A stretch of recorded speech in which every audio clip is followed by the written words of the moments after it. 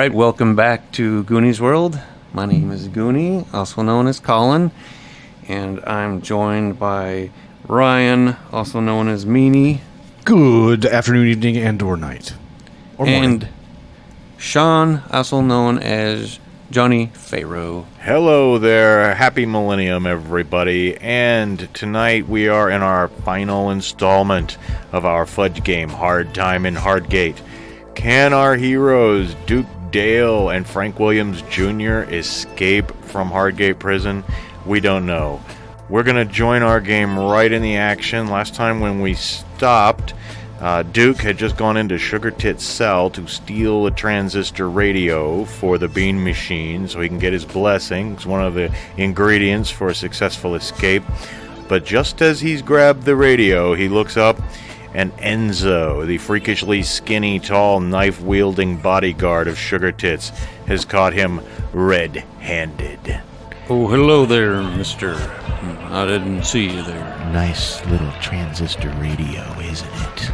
Says Enzo. Well, yeah, I thought maybe I'd just borrow it. I didn't think, Suppose you just hand it back. Well, now, maybe I can purchase it from you. Now he reaches in his pocket. Now there's no one else around. There's still just you and him in the cell. There's not anyone in the hall. I mean, everybody's down below. And he reaches into his pocket and pulls out a blade. I brought payment for it. I knew, somebody might not like me taking this. What kind of payment you got? Well, it's actually for Sugar Tits. I know he's got the sugar diabetes, so I brought some syringes with me free. You don't have to go to the nurses to get him. Maybe he likes going to the nurse. Well, maybe, but these can also be used as a weapon. You know what I think? I think you're trying to steal that transistor radio. No, I was just trying to borrow it, and if anyone said anything, I was just gonna offer up this as a payment. But if you don't want Sugar Tits to get his diabetes medication, then maybe I'll just relay that to him. He's trying to, he's got these. Well, I'm going to relay everything to him. You go ahead and set that transistor radio down. Well, no, I can't do that. I've got to have this. He reaches behind him and he closes the cell door. Now it's just me, and it's you, and I'm quick, and you're dead. And he launches into action.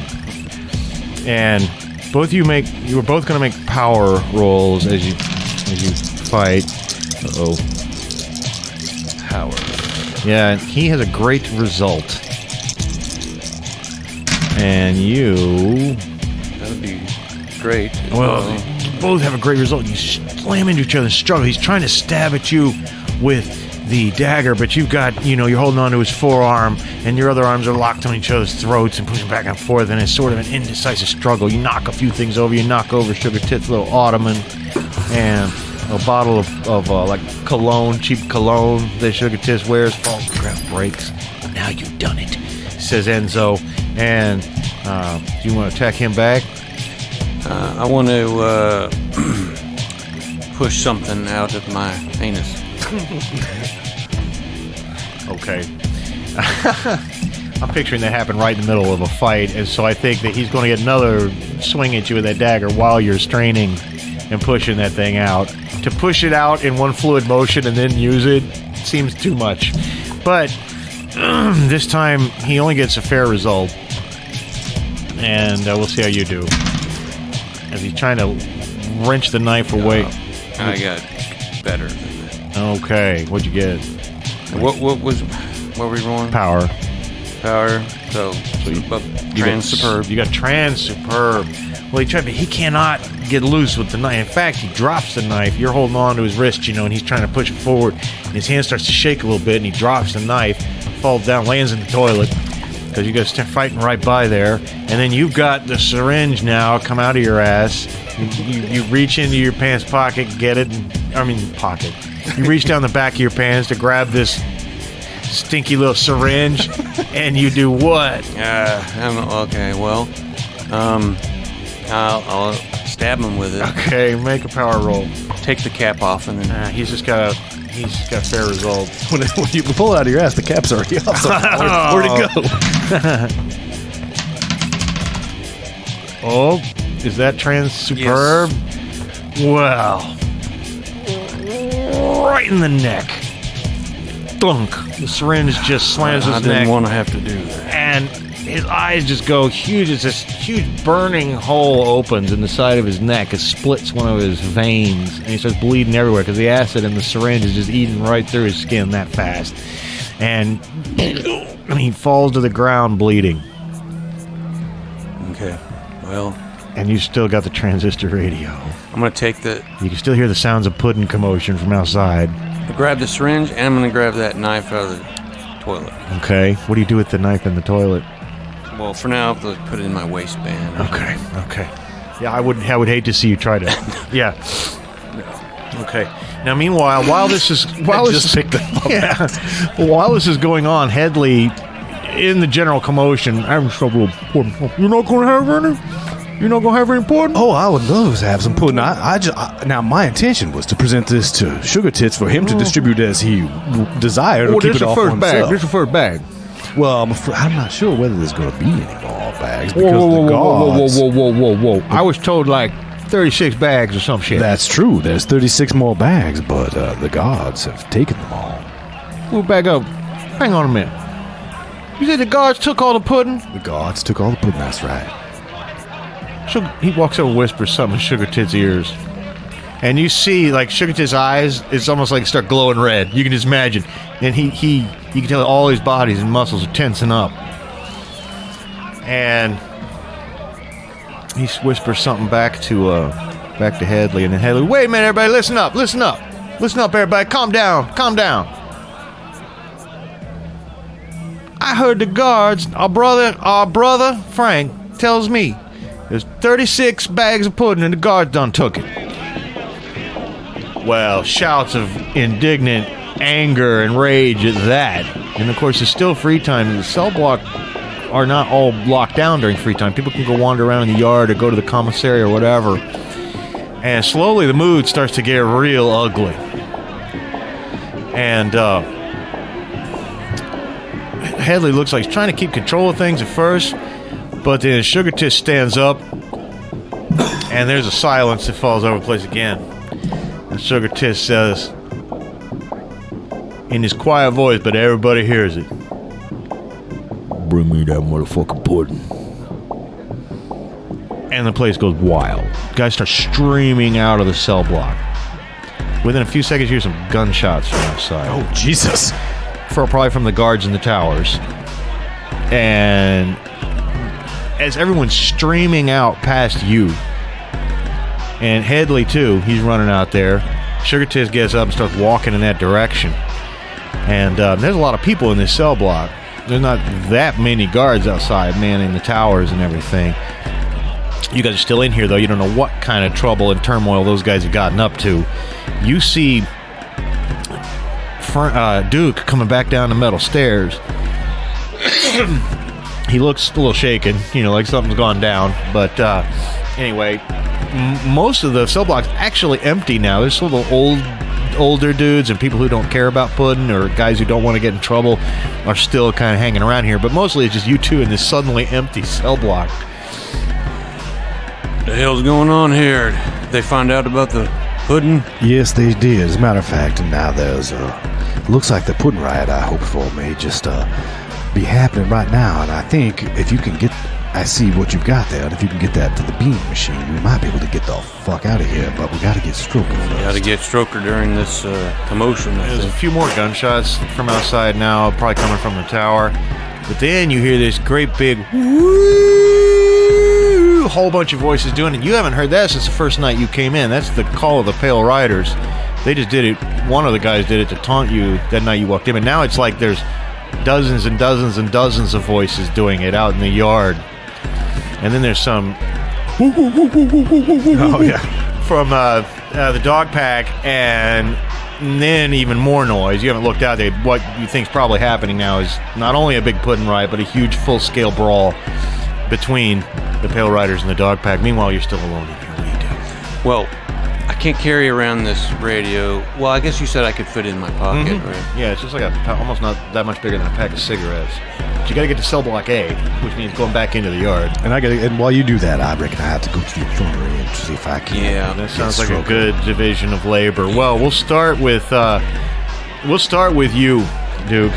And you head out to the yard. Now, there's a lot going on out here, and it's really just a matter of random chance whether some people come crashing into you or not. But do you do anything to de-emphasize attention from yourself? Or, you don't have that long to go to get to cell block A. You just run like hell for cell block A? Or I'm going to try to, fast walk there. Okay. Not look too strange. Okay, now, you're probably not going to be noticed, but I'm going to roll one fudge die, and if it comes up with a plus sign, luckily it does not.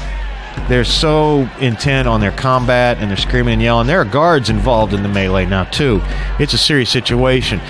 By now, there's a siren that has started to go off over and over. And it's a terrible scene. Luckily, you're able to stay out of most of it. Of course, you'll both have to get through this. But you head into cell block A, where all the Musterites, the Heller gang, they're just staying and blocking the entrance to cell block A. Like, they're staying aloof from all this craziness out in the yard, and they're trying to prevent it from spilling over into this. But when they see you coming, they part ranks.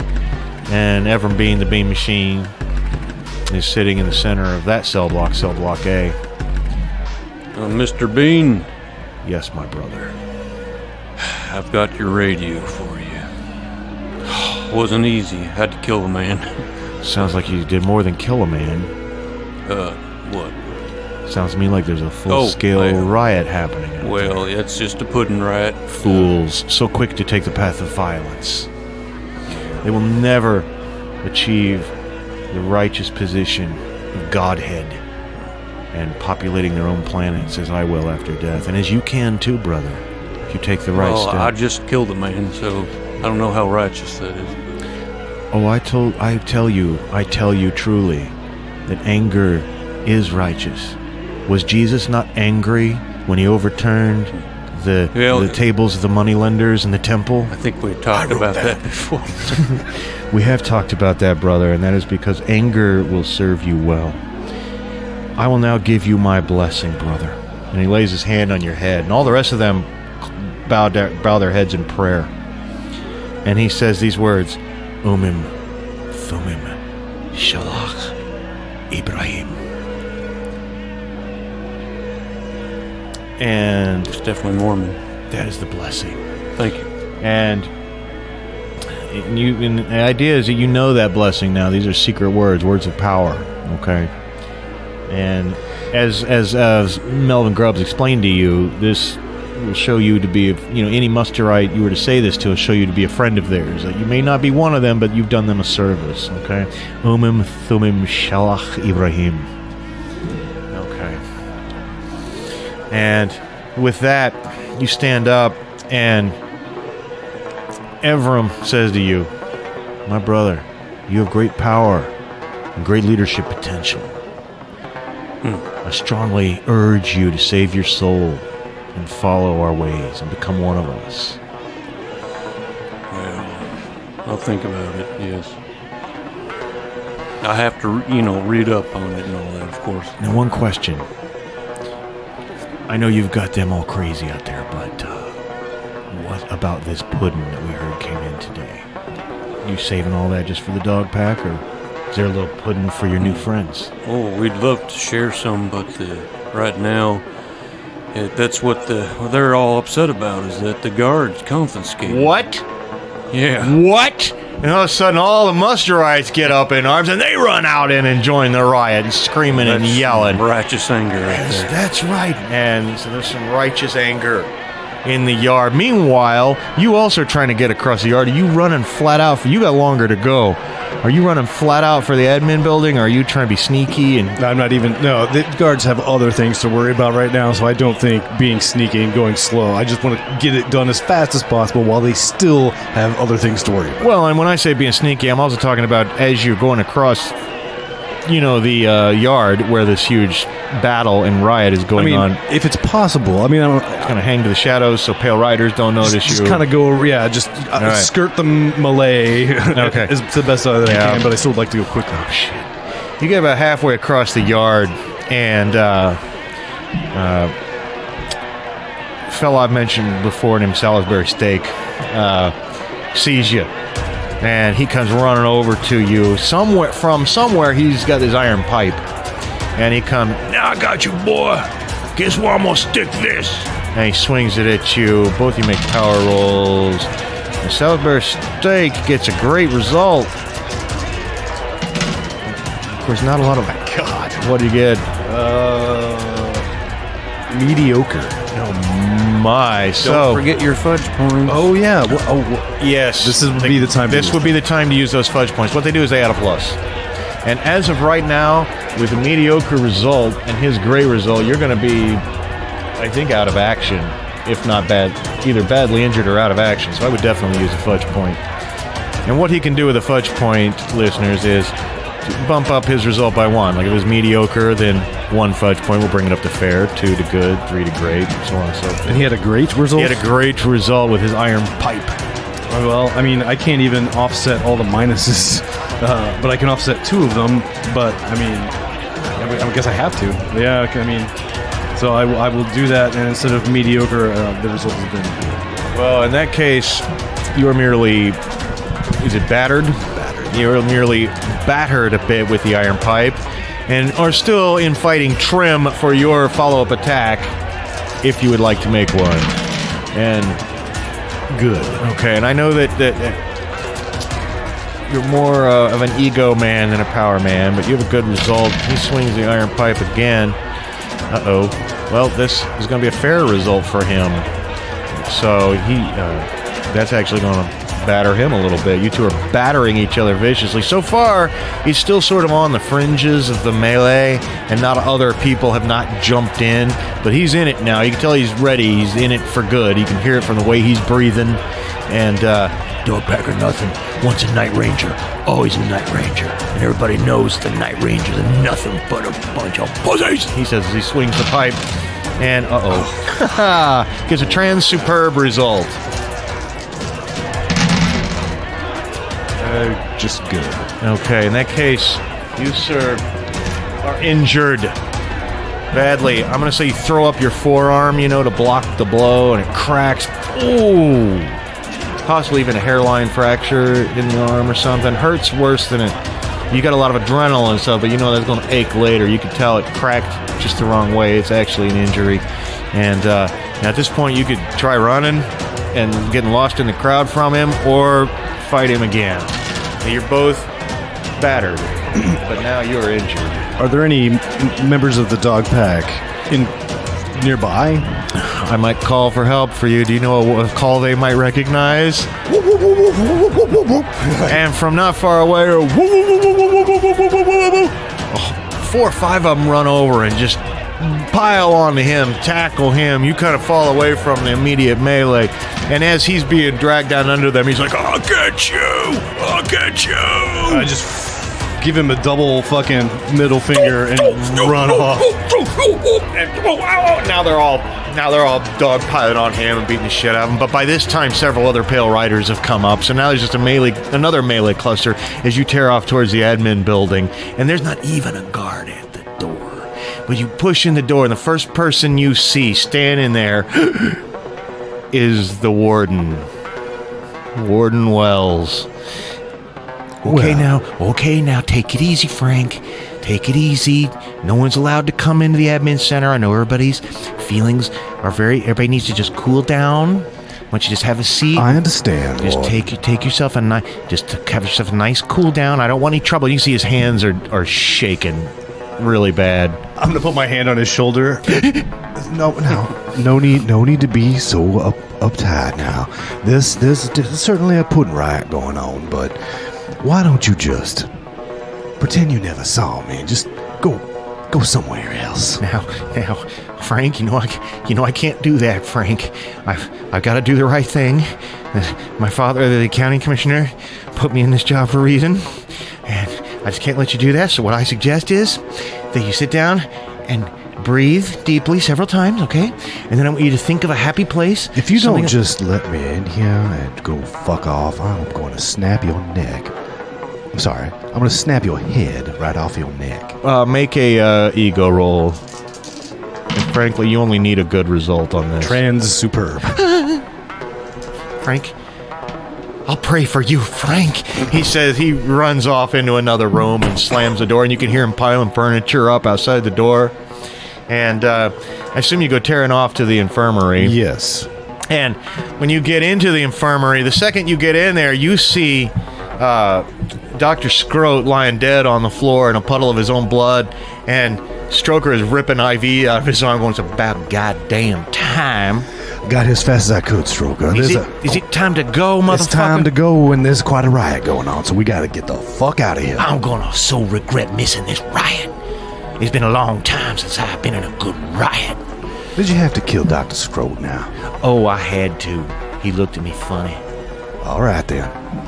Anyway, and he's still wearing, though, like the buttonless, Got hospital gown. Yeah. right?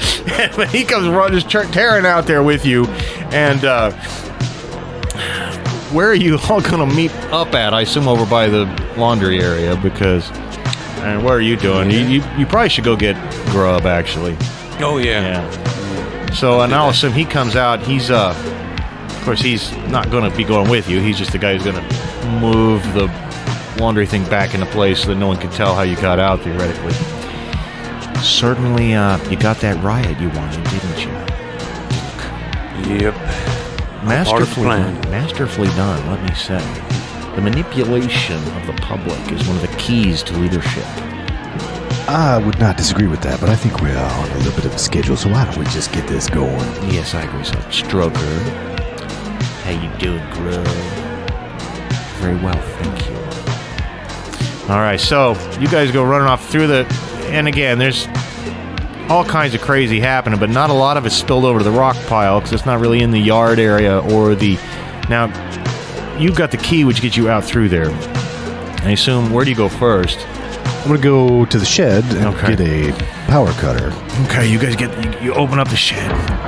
You get your keys. You get out the power cutter. It's pretty heavy. Struggle, you need me to help you with that, man? No, I think I got it just fine, thank you. Well, right now, how are we getting the hell out of here? Well, do I need the forklift to lift the machine? Don't worry, I'm on the forklift, says Grubb. All right, well, here's the keys. All right. And there's a dock behind the laundry room. And once that door's open, Grubb drives a forklift in. There's still the sounds of violence everywhere. The siren's still going off. And it's been going off for a while. It might even be getting annoying at this point. And he drives it in, and he puts the forklift up underneath that great big industrial washer that you were working with in the laundry. And it's just the whole thing up about 4 feet. And there's a lot of rubber hoses and stuff still attached, down into the works below it, so he doesn't lift it up all the way to rip those out and damage them or anything. It's just enough. You get the feeling he's done this before. He knows exactly what he's doing. He's the guy who helped Pete Stryker get out so long ago.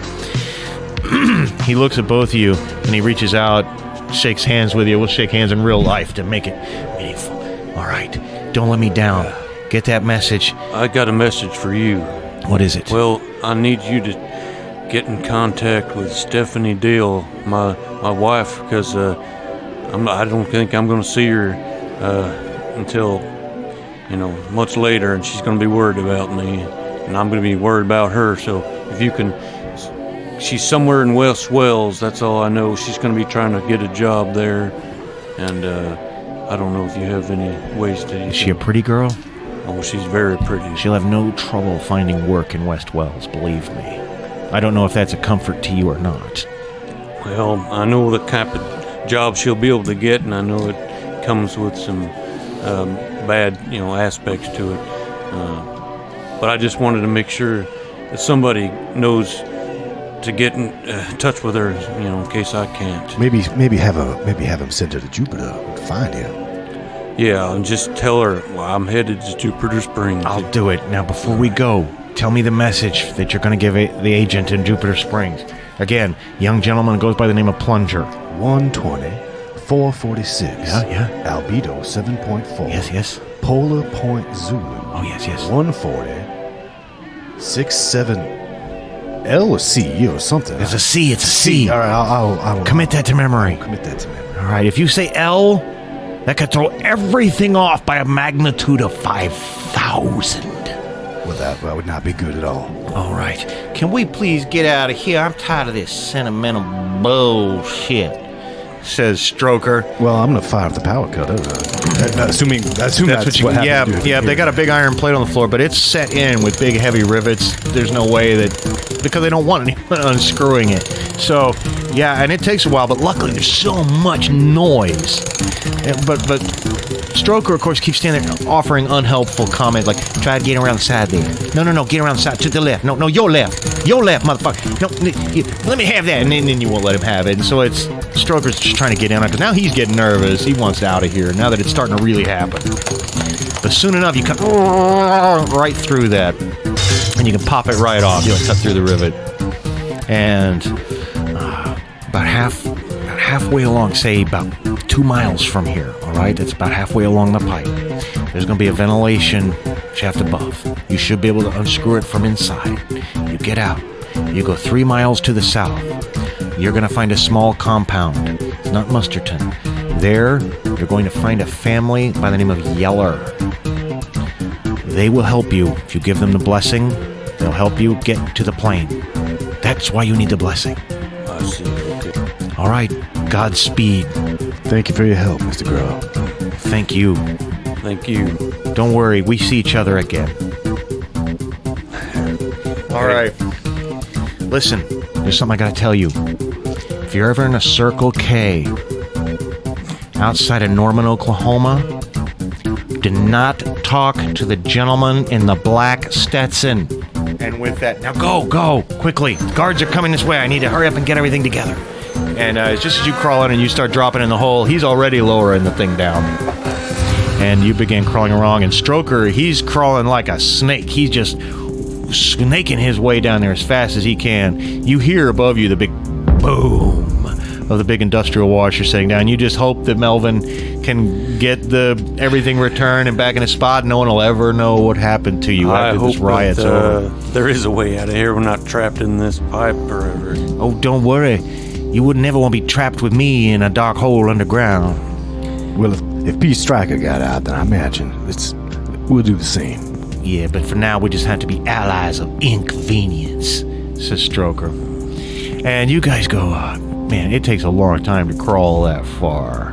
And your elbows and knees. But at the same time, it's sort of almost a relief and peaceful to be away from all that chaos in the prison, which could have enveloped you at any moment. And I think it's down here, just like he said, says Stroker. Of course, it's dark, but there's actually some fresh air coming in. They have to ventilate these tunnels from time to time. And they also need access to them in case they ever need to get down in and make repairs. So there's basically what looks like a manhole grate in the middle of, a desert-like environment above you. But within a few minutes, you and Stroker together have popped that plate, and you're out. There's fresh air. Free at last, free at last, free at last, says Stroker, and he's waving back and forth. He's just still wearing this stupid little hospital gown. His skinny white ass is glowing in the moonlight. But so far, they probably don't even know you're gone yet. And I assume you'll head south through it's basically just like running south through the wilderness, though. But sooner than you'd expect, because you're going pretty fast. Stroker doesn't say much. Everybody's just breathing heavy. He's actually barefoot, and you can tell it's getting hard on him, but he ain't gonna say anything, And but eventually there's a light down the distance, and you see it's a big it's like a pole lamp outside of a you can only call it a compound. It's got like an 8-foot high wall around it, and inside you can see there's an old farmhouse and a couple of outbuildings and a silo and a windmill in there and a telephone line leading into it, and so on and so forth. And as you creep up to the front, the big gate of the thing's not even closed, though. There's a pickup truck, and there's some guys they look like almost like Amish or Mennonites. They're wearing these like flat, sort of broad-brimmed black hats and suit jackets, and they're just loading up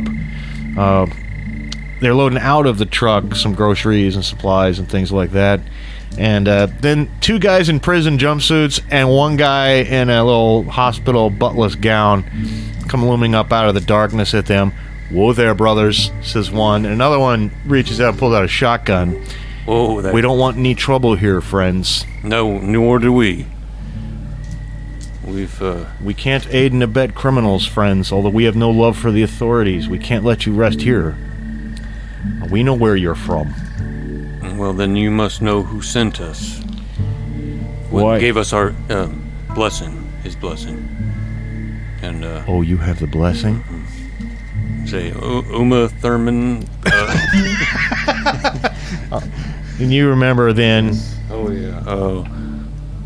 Uman Thuman Shalek Ibrahim. My friend. And he holds his arm out. The other one lowers the shotgun, and he embraces you. Pats you on the back. He says, "Brother, your pronunciation is atrocious. I'm so sorry. But I know that you must have done a great, great service for a great, great man to know that blessing. Well, I did. The time has come. We'll help you the way my uncle and my father helped another man long ago. Oh, I see. Yeah. Yes. Pete Stryker. Come this way." And first thing he does is takes you into his home. And you walk into this great big parlor, and there's like 14 women between the ages of 12 and 60 all in this room sewing. And there's a couple more back in the kitchen. And Stroker goes, "Well, well, well, I feel like a kid in a candy store. Oh, no, I'm so embarrassed," he says, as through the flimsy gown, he's becoming visibly aroused. And one of the Musterites says to you, "Can you control your friend, or do we need to?" I'm going to turn to him and say, "I don't like your inflection. That erection." I was going to try to do a Dr. Dre rap. I wrote that, but it wasn't coming to me fast enough. Well, Stroker is smart enough to chill for a minute. And "I'm sorry, I don't mean to be now. I've been inside for a long time. And I forgot they was girls. I forgot they pretty good, too. But you disgust me," says one of the women. He goes, "Oh, yeah, say it again." He's really making himself unwelcome and in danger of screwing this whole thing up. Stroker, just shut the fuck up, please. We got to get out of here. So close now. And you don't ruin it. Don't you be upsetting this man's wives Well, and or daughters or whatever. oh, I get him mixed up all the time. He's not. Anyway, pretty soon, one of the 2 guys, the one who was holding the shotgun earlier, comes out with clothes for you guys. It's like the same outfits they're wearing, like with the broad brim hats and the black jacket, kind of a Mennonite or Amish type of look, and they don't fit really well. In fact, on you 2 guys, I picture Duke as a pretty big guy, and Yeah, he's big. It's pretty tight, and when you put the jacket on, it like rips through the back, so you just have to wear like the shirt, just like a collarless shirt with suspenders, And Stroker, "I look damn good in this. I'll make this look good. Maybe I'll just stay on here and get a few wives of my own." "No, you will not. You will go," says the other one. And then he hands you some keys. Okay? You go down the highway to mile marker 37. There'll be a dirt track. You follow it up through the wilderness. He's talking wilderness with a capital W, which is kind of what they call their Badlands type area, where it gets hilly and there's some canyons and pine forests and things like that. Follow the dirt track. You'll find a barn. In the barn, you'll find what you need. And then he embraces both of you, but not Stroker. He says, "Go with God, brothers. Thank you. May all the gods of all the many worlds bless you. And when Christ comes back from his heavenly throne to reclaim this world, I know and I pray and I hope that you will be among the elect." Can we just go already, god damn it? Oh, Jesus, freak, mother. And I imagine you guys get Stroker onto the truck. Hurry him away. Who's driving? The we're driving a truck. Yeah, I'll drive the truck. Yeah, and unfortunately, somebody's got to sit in the middle, because it's just a cab. Who's going to sit in the middle? I picture Stroker. That's funniest. Yeah. Yeah, Stroker's sitting in the middle. And he goes, I just love going for rides in the moonlight. It'd be romantic, boys, if it was under different circumstances. If you say so, Stroker. Well, you guys head out onto the highway, and there's no problem except to go down the highway, you got to drive right back past the prison. And by the time you drive past, there's like fire trucks out there, and about like 35 police cars from West Wells and other neighboring communities. And it is partly on fire. There's this huge arc of water spraying into the prison, and you don't know what kind of pandemonium has gone on there. But it's certainly... They don't look like they're conducting a big search or anything right now. But you go down the highway, and eventually you do see the mile marker in there. Sure enough, you almost miss it in the dark, but it's not even it's like a track, barely. And luckily this is a pickup, and you can go off-road in it. But it takes you into the wilderness. Beautiful country around here, says Stroker.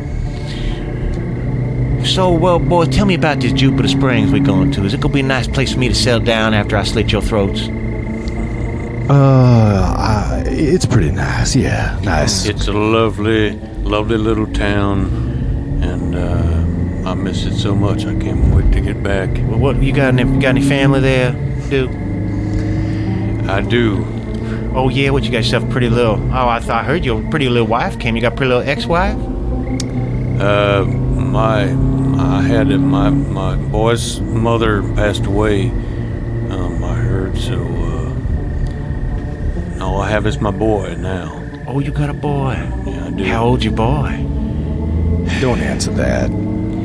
Well, What's his name? Where'd you go to school? Maybe I have to look him up. No, but I was gonna show Frank just because we're in. He says he might be his boy, but I know it's not because I know I saw a picture. Irene sent me a picture of Chip just after he was born. Chip? That's the young man's name. Yeah, well, Can't be that many Chips in Jupiter Springs. it's not gonna matter too much what you hear now. Got plans. Well, you guys are still... Meanwhile, during this conversation, you're bouncing, through the off-roads and going through the pine forest, and you almost lose the track a few times, and there's a few places where the path is grown over a little bit with small vegetation that you got to grow over. But just beyond that, the path, it joins up with a paved road, and it's not like a double-wide paved road, but looks like maybe for service vehicles or something. And it was a little vague about that, so, you try to follow it the best you can. But... coming up from up ahead, there's a park ranger's truck. It's like a Ford Explorer, and it's just parked sideways across the road. This little paved service road. There's no way around it because there's woods on either side. What the hell's that And doing there? park ranger gets out and holds his hand up. Don't worry, I'll kill him, says Stroker. No. Guy walks up to your car driver's side window. Taps on the window. Roll it down. Oh, good evening, brothers. Oh, good evening. Listen, I'm afraid road's closed up ahead. Word just came over the radio. It's looking like maybe they've had a lot of problems down at the prison, and they did a head count, and they're missing some people. So we're closing off all the roads that lead outside of the area, and can't let you pass for now. Okay. And you can go right back down to the highway and go around that way. There's a roadblock there where they're checking IDs and so on and so forth. But my instructions are no one further down this road. This will anger God. Well, I don't want to anger God, but I also don't want to, anger my watch sergeant. Oh, is that Uma Thurman? Gave me the. Yeah. Just let me kill you, says Stroker. I want to You're say gonna that have to do something. message just in case I don't think he's one of them. Though. Oh, I'm sorry, I don't speak. You say Yiddish? I don't know. Anyway, fellas, I know it's inconvenient, but there's nothing up this road anyway except access up to old rural Route 15, and what are you boys doing driving around here in the middle of the night anyway? We were asked to visit a barn. Barn. Is there a barn? Well, off of the yeah. brewery? Well, I mean, there's the old McGillicuddy barn at that place, but that was burned down long ago. I mean, the barn is just a shell. I don't know who owned it. I mean, it really needs to probably be torn down. What are you going up there for? It's Well, we were told that there was going to be an aircraft stored in a barn that we were supposed to be borrowing. So wait a minute. Now we got a couple Musterites this is going Mustarite to business. an old barn to borrow a plane. Yes. Yes, for religious reasons. Boys, give me a few minutes, okay? And he turns around and starts walking back to the Now I think Ford he's Explorer. So he's either going to move it so you can pass, or he's going to call somebody, or what? What do you do? I told you, just kill him. Just gun it and smash him up against the other vehicle. Says Stroker. I don't think that's going to be necessary, Stroker. What you going to do? I'm just going to wait and see what he does, what he says. Yeah, well, he comes walking back over the car. It takes about 5 minutes if you want to wait that long. He comes walking over the car. But this time you notice he's got his hand on the butt of his pistol, and he's saying something into the in the speaker on the side that's clipped up onto his shoulder. He said, "Hey, listen, boys, I'm gonna have to just ask you to hang tight here. I'm sorry, something about your story just sounded a little funny, and I'm gonna have some fellow officers come up. We're gonna take your IDs, process everything. So if I can start with you, big fella, can I see your ID?" Yeah, sure can. Do you need me to step out of the car or anything? Let's just have the idea first, buddy. Just keep your hands where I can see them, all of you. All right. Easy. God damn it. It appears that I have forgotten my wallet. Oh, shit, I forgot my wallet, too, says Stroker. And I'm just going to open the door, slam it into this guy. Okay, he's not expecting that, and that knocks him back on his ass. What are you going to do then? I'm going to get out and, go for his gun and shoot him in the fucking head. Oh, my God. Okay. I think he might struggle for the gun a little bit, even though he's reeling back. Let's make, uh-oh. That's not good for him. He has a fair result. I have a great result. Oh, no. Well, that gun cracks and boom! It hit him in the head. Wait, were you shooting or just hitting him with the gun? Oh, I was going to shoot him. I thought you were, yeah. Oh, okay. Okay, well, you are a hardened criminal. I mean, and I can't. What else are we going to do? Run? I mean, Well, if I could suggest something before you shoot Frank, maybe you could just use his handcuffs and handcuff him. I thought you were supposed to be a stone cold killer. Now, yeah, Wilson, you were getting ready to shoot him, and then, Duke's like, wait, I thought you said you were supposed to be a stone cold killer. Go ahead, kill him. Kill him. Do it. well, I've got. Come over to the dark side, brother. Just handcuff him, Duke. Let's take his truck and get out of here. You all Actually, such a bunch of I'm just going to pussies. move his truck. That's a good idea. You guys are just a bunch of big pussies. That's fine. You should have shot him. I thought you were supposed to be some stone cold killer. I bet you ain't killed nobody.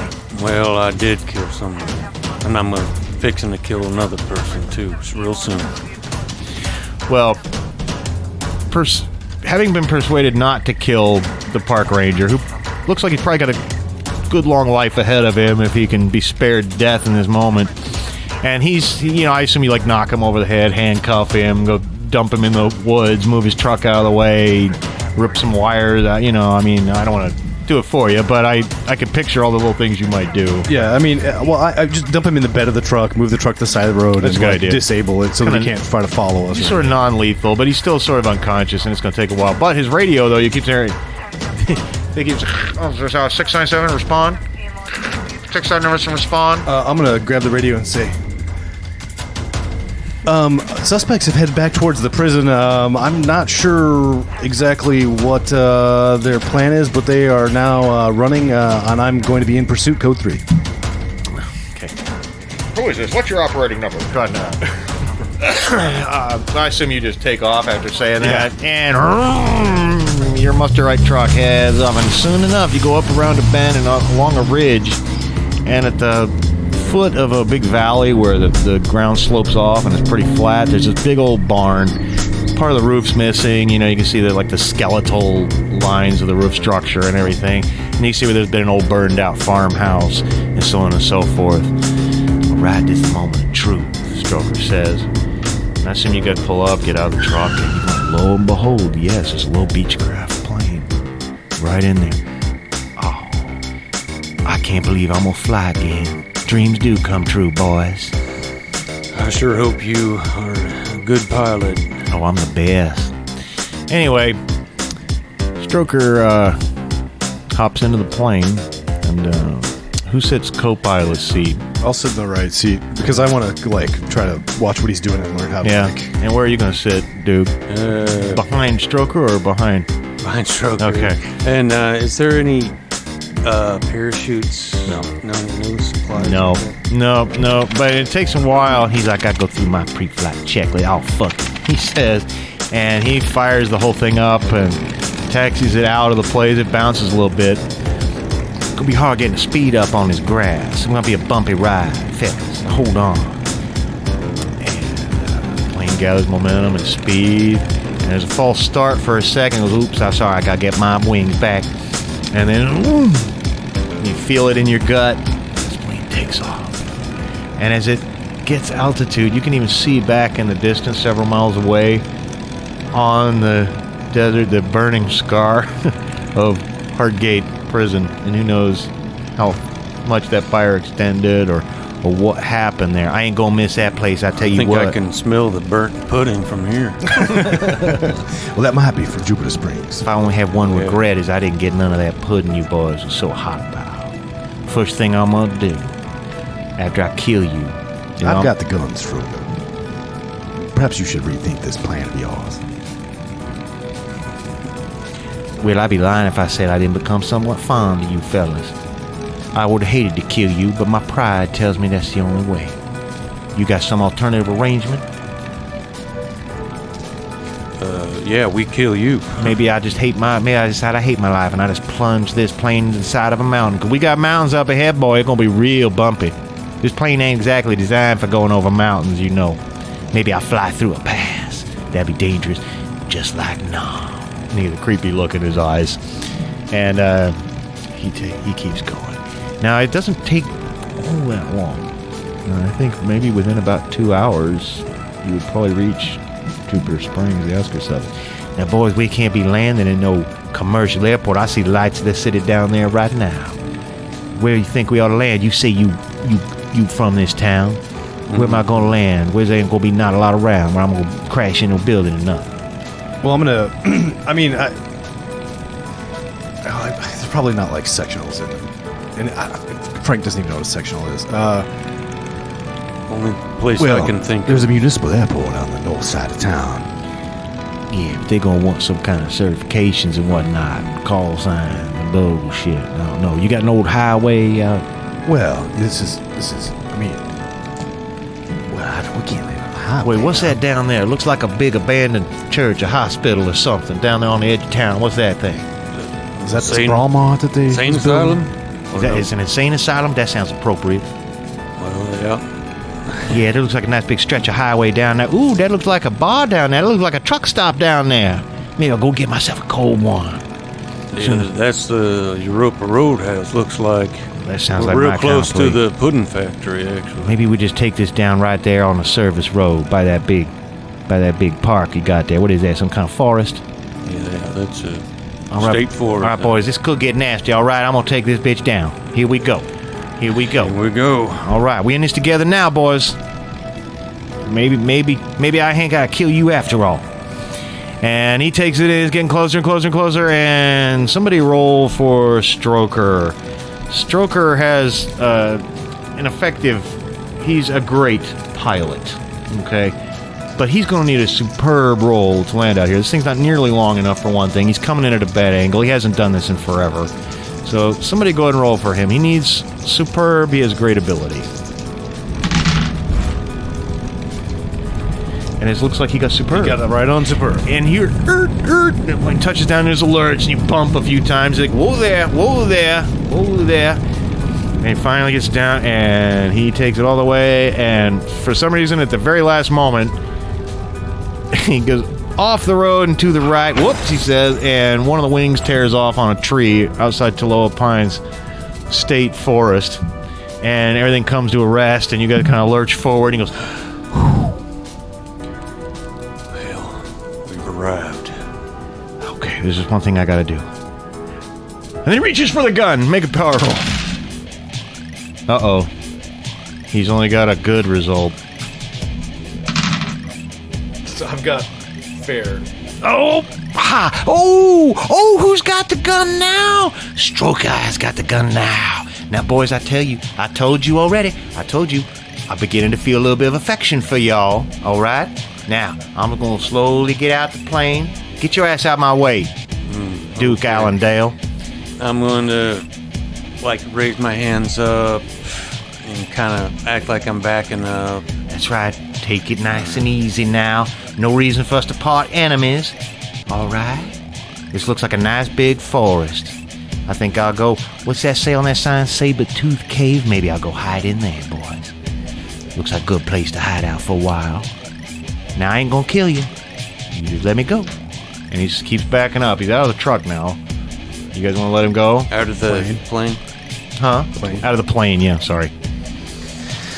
I don't really want to let him go. Well, if he ever... I'm gonna have my hands up so that I'm hoping that he thinks, he's got the gun. He doesn't know that I'm armed. And there's 5 bullets in the gun. It's a service revolver. So I'm hoping he turns his back. Well, when he gets to the edge of the tree line, he does. He turns it back to plunge into the forest. And then I'm going to make a desperate throw with this knife. Of your knife? Yeah. Okay. Right in the back. I think that needs a superb result. Yeah. It's not even a balanced throwing knife, but... And we've got... And so I got a superb. Superb! The knife flies through the air and thunk. Smacks into Stroker's back. He turns around a second with this look of, that's so unfair. And then he stumbles backwards, and he just looks like he drops. You can't see where it went. You want to go check it out? I just want to get the fuck out of here. You want to go? I won't go. All right, well, leaving Fuck Stroker him. to his fate, whatever it was. Like I said, there's a lot of ravines and things like that, and caves, sinkhole. Who knows what happened to him? But he suddenly disappeared. I've got along time with to the go gun. chasing after him. And I guess you guys better run off on foot. First place you get to would be probably Europa Roadhouse, I'm thinking. Seems likely. And it's been a long time since you've been to Europa Roadhouse. Yeah. And anyway, you guys go in and order yourselves a beer or whatever. I guess, of course, you don't have any money or anything. No. But you can at least rethink things there and, calm your body down for a minute and get yourselves collected. And as you're sitting in there, you can't help but notice up at the neon window, it keeps looking like there's a face peeking in through the neon. And like somebody peeking into the bar from the outside. You start worrying for a minute, it might be Stroker or whatever.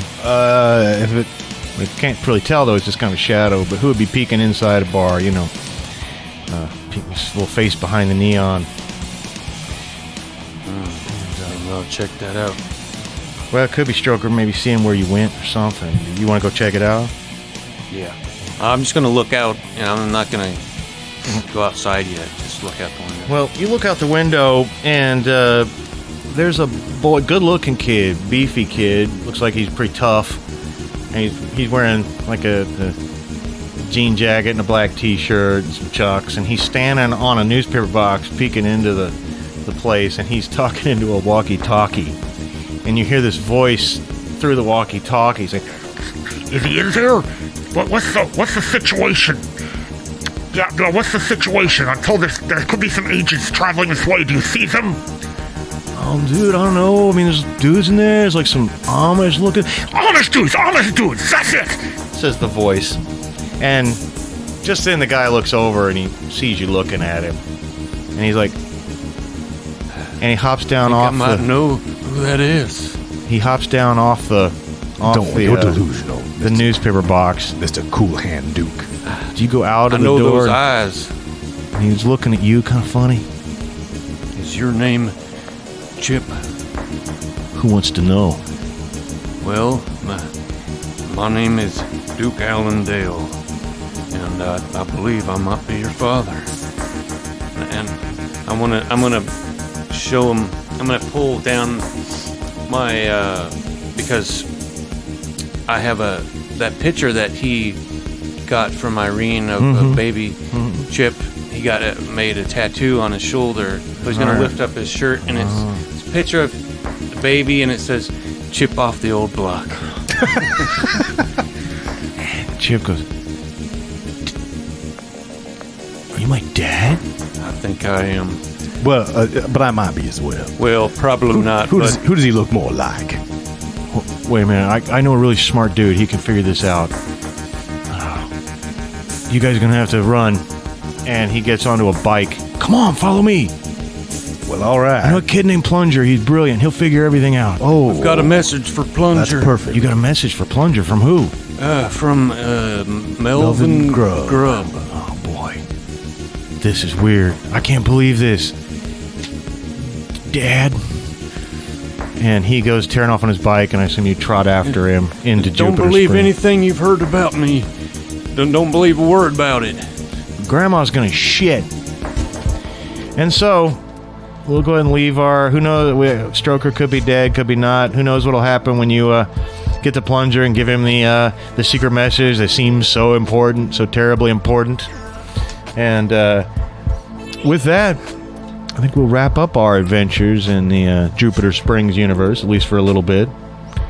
Next time, of course, we'll come back with something totally different. Completely different from Demon Lord and Jupiter Springs. That's right. Where we've been for a while. We'll come up with something different, but we like those places, and we will certainly be returning. So thank you for listening, and we will see you next time. Say goodbye, boys. Goodbye, boys. Goodbye, boys.